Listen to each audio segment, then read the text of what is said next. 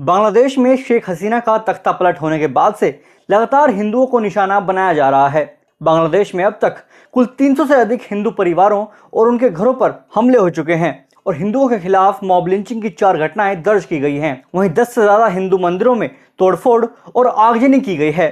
साथ ही अब तक अलग अलग विश्वविद्यालयों और कॉलेजों से 49 हिंदू शिक्षकों को इस्तीफा देकर बाहर निकाला जा चुका है। बांग्लादेश का हाल पाकिस्तान जैसा हो गया है और हिंदुओं का कत्ल हो या हिंदुओं के खिलाफ कार्रवाई, दोनों ही आम बात हो गई है।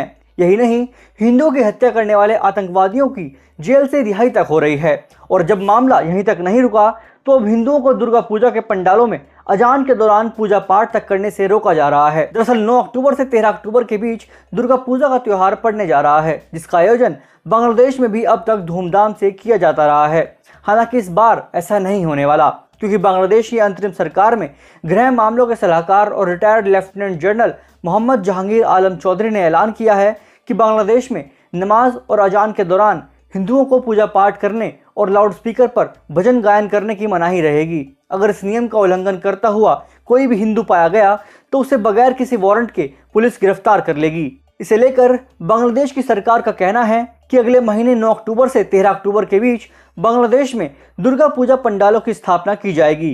पंडालों की स्थापना करने वाली समितियों को ही इस नियम का पालन करना होगा और ध्यान रखना होगा कि इस नियम का उल्लंघन ना होने पाए। इन सभी पंडालों में अजान से 5 मिनट पहले सभी धार्मिक अनुष्ठानों और पूजा पाठ को बंद करना अनिवार्य होगा। साथ ही अजान और नमाज के दौरान हिंदुओं के लाउड स्पीकर पर भजन सुनने, मंत्रोच्चार सुनने पर पूरी तरह से पाबंदी रहेगी।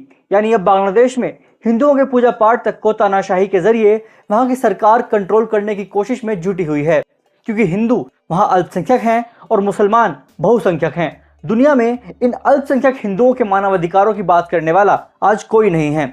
जो लोग भारत में अल्पसंख्यक मुसलमानों को खतरे में बताते हैं और बांग्लादेश में हिंदू अल्पसंख्यकों पर होने वाले हमलों को प्रोपोगेंडा कहते हैं, उन लोगों को यह समझने की जरूरत है कि ये डबल स्टैंडर्ड्स क्या होते हैं।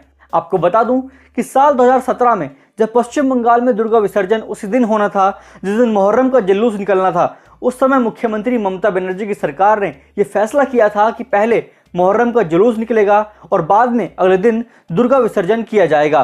लेकिन जिस बांग्लादेश में मुसलमान बहुसंख्यक हैं और हिंदू अल्पसंख्यक हैं, वहाँ यह फैसला लिया गया है कि जब मुसलमान अपनी मस्जिदों से अजान के लिए लाउड स्पीकर का इस्तेमाल करेंगे तब हिंदू अपने दुर्गा पंडालों में पूजा पाठ नहीं कर सकते। और ये अंतर है हिंदू बहुल भारत में और मुस्लिम बहुल बांग्लादेश में। लेकिन आज जब बांग्लादेश में अल्पसंख्यक हिंदुओं पर अत्याचार हो रहा है, तब बांग्लादेश की क्रिकेट टीम इसी महीने की 19 तारीख से भारत में टेस्ट सीरीज खेलने के लिए आ रही है।